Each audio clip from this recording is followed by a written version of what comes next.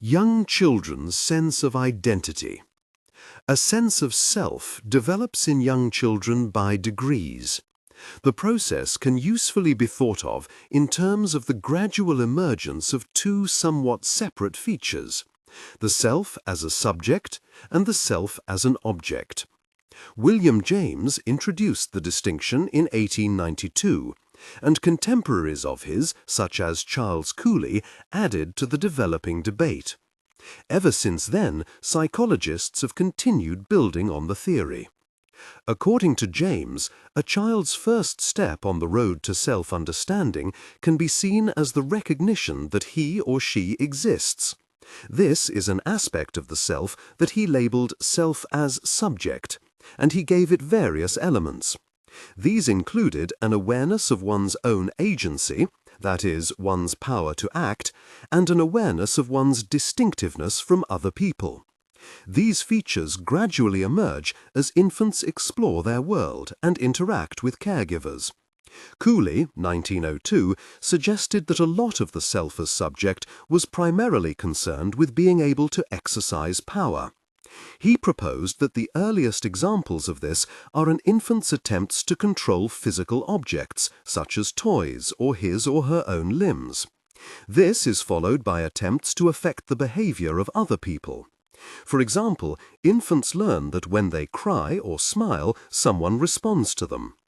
Another powerful source of information for infants about the effects they can have on the world around them is provided when others mimic them.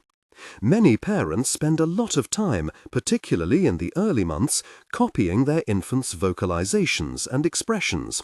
In addition, young children enjoy looking in mirrors, where the movements they can see are dependent upon their own movements.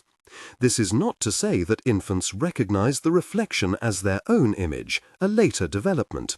However, Lewis and Brooks Gunn, 1979, suggest that infants developing understanding that the movements they see in the mirror are contingent on their own leads to a growing awareness that they are distinct from other people. This is because they, and only they, can change the reflection in the mirror.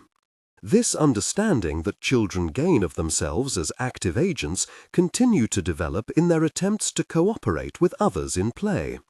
Drum, 1988, points out that it is in such day-to-day relationships and interactions that the child's understanding of his or herself emerges.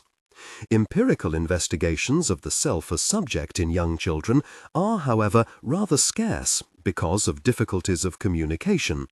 Even if young infants can reflect on their experience, they certainly cannot express this aspect of the self directly.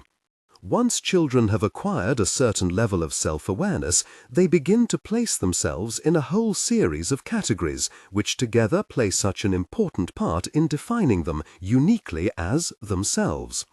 This second step in the development of a full sense of self is what Lames called the self as object. This has been seen by many to be the aspect of the self which is most influenced by social elements, since it is made up of social roles such as student, brother, colleague, and characteristics which derive their meaning from comparison or interaction with other people, such as trustworthiness, shyness, sporting ability. Cooley and other researchers suggested a close connection between a person's own understanding of their identity and other people's understanding of it. Cooley believed that people build up their sense of identity from the reactions of others to them, and from the view they believe others have of them. He called the self as object the looking-glass self, since people come to see themselves as they are reflected in others. Mead, 1934, went even further and saw the self and the social world as inextricably bound together. The self is essentially a social structure, and it arises in social experience. It is impossible to conceive of a self arising out of social experience. Lewis and Brooks Gunn argued that an important developmental milestone is reached when children become able to recognize themselves visually without the support of seeing contingent movement. This recognition occurs around their second birthday. In one experiment, Lewis and Brooks Gunn, 1979, dabbed some red powder on the noses of children who were playing in front of a mirror, and then observed how often they touched their noses. The psychologists reasoned that if the children knew what they usually looked like, they would be surprised by the unusual red mark and would start touching it. On the other hand, they found that children of 15 to 18 months are generally not able to recognize themselves unless other cues such as movement are present. Finally, perhaps the most graphic expressions of self-awareness in general can be seen in the displays of rage which are most common from 18 months to 3 years of age. In a longitudinal study of groups of 3 or 4 children, Bronson, 1975, found that the intensity of the frustration and anger in their disagreements increased sharply between the ages of 1 and 2 years.